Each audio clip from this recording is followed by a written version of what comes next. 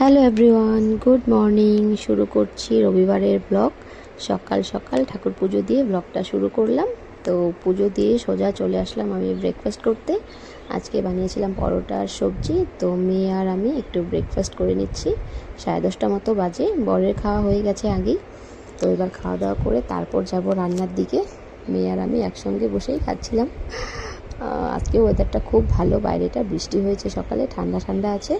তো এবার রান্নাঘরে চলে আসলাম। আজ রান্না হবে কিমা ঘুগনি, চিংড়ির মালাইকারি আর পাট শাক দিয়ে ঝোল শাক। তো এই যে মটরটা আমি কালকে রাত্রেই ভিজিয়ে রেখেছিলাম, তো কিমাটা দিয়ে ঘুগনিটা করব। আর এখানে সেজন্য মটর আর আলুগুলোকে প্রেসারে আগে সেদ্ধ করে নেব।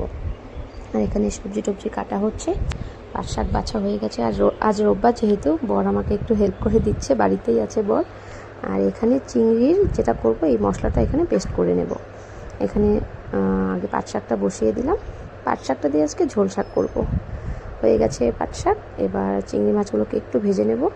এমনিতে আমি অন্য মাছ দিয়ে যদি পোস্ত দিয়ে রান্না করি তাহলে কাঁচা মাছ মেখে একবারে বসিয়ে দিই, বা চিংড়িটাকে একটু আজকে ভেজে রান্না করব। ইচ্ছে করছে আজকে একটু ভাজা করে তারপর করি, তাই বেশি একটা না, জাস্ট অল্প একটু হালকা করে ভেজে নিয়ে তারপর করব। কি সুন্দর ভাজা হচ্ছে দেখো চিংড়িগুলো। এডিটিং করার সময় মনে হচ্ছিলো আবার খেয়ে নিই। যাই হোক, মাছটা আগে বসিয়ে দিলাম। এখানে আছে পোস্ত, কাঁচা লঙ্কা আর পেঁয়াজ একসঙ্গে পেস্ট করে মশলাকে একটু হালকা করে আগে কষিয়ে নিয়ে তারপর মাছগুলো দেবো। নুন হলুদও দিয়ে দিলাম একটু। এবার কষিয়ে নিয়ে তারপর মাছগুলো দিয়ে অল্প একটু জল দিয়ে ঢেকে দেবো। তাহলেই ঝটপট রেডি পোস্ত দিয়ে চিংড়ির মালাইকারি। এটা একটু অন্যরকমভাবে অ্যাকচুয়ালি মালাইকারিটা, এখানে আমি নারকেলের দুধ ব্যবহার করছি না, এটা শুধু পোস্ত দিয়েই করছি। পেঁয়াজ দিয়েছি যেহেতু, আর নারকেলের দুধটা দিচ্ছি না। তো হয়ে গেছে, এবার নামিয়ে নেব একটুখানি চিনি দিয়ে, তারপর নামাবো। হয়ে গেছে দেখো, এবার চিনি দিয়ে দিলাম একটুখানি, রেডি। দারুণ হয়েছিল, দারুণ। যেহেতু এডিটিং করছিলাম পরে, খাওয়া তো আমার আগেই হয়ে গেছে। তো রেডি, নামিয়ে নিয়েছি। এবার ঘুগনিটা বসাবো। ঘুগনির জন্য কিছু গোটা মশলা ফোড়নে দেব। এখানে জয়িত্রী, দারচিনি, শুকনো লঙ্কা, তেজপাতা, গোটা জিরে, এলাচ। এবার একটু পেঁয়াজ আর রসুন দিলাম তেলে। একটু ভাজা হয়ে যাওয়ার পর এখানে ঘুগনির জন্য যা যা মশলা প্রয়োজন হয় সব মশলা একসঙ্গে পেস্ট করে রেখেছি, ওটা দিয়ে দিলাম। একটু বাটি ধোয়ার জল।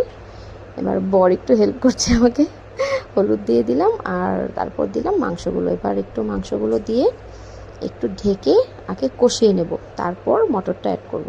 অ্যাকচুয়ালি আমি না নুন দিতে ভুলে গিয়েছিলাম জানো, পরে গিয়ে আমার মনে পড়েছে। তো একটু এই যে চাপা দিয়ে মশলাটাকে আগে কষিয়ে নিলাম মাংসর সাথে। এবার সেদ্ধ করা বুট আর আলুটা দিয়ে দিলাম। এবার একটু ভাজা ভাজা করতে হবে, একটু ভাজা ভাজা করে নিলেই। আর এখানে না আমি একটু গরম মশলা অ্যাড করেছিলাম কষানোর সময়, তাহলে ফ্লেভারটা অনেক সুন্দর হয়। এই যে বলেছিলাম না ভুলে গেছিলাম নুন দিতে, পরে মনে পড়েছে তাই নুনটা অ্যাড করে দিলাম। আর এবার অল্প একটু জল দিয়ে একটুখানি ঢেকে ফুটিয়ে নিতে হবে, তাহলেই রেডি। বেলাও হয়ে গেছিলো অনেক, রোববার। ভাবছিলাম খাওয়া দাওয়াটা তাড়াতাড়ি হয়ে গেলে একটু রেস্ট নিতে পারবো। তো মোটামুটি রেডি, এবার নামিয়ে নেব। হয়ে গেছে। তো খাওয়া দাওয়ার পর সোজা চলে এসেছি সন্ধ্যাবেলা। বর আজকে বাড়িতে মেয়েকে মোমো, স্যুপ এসব এনেছে, মেয়েকে বেড়ে খাওয়াচ্ছে।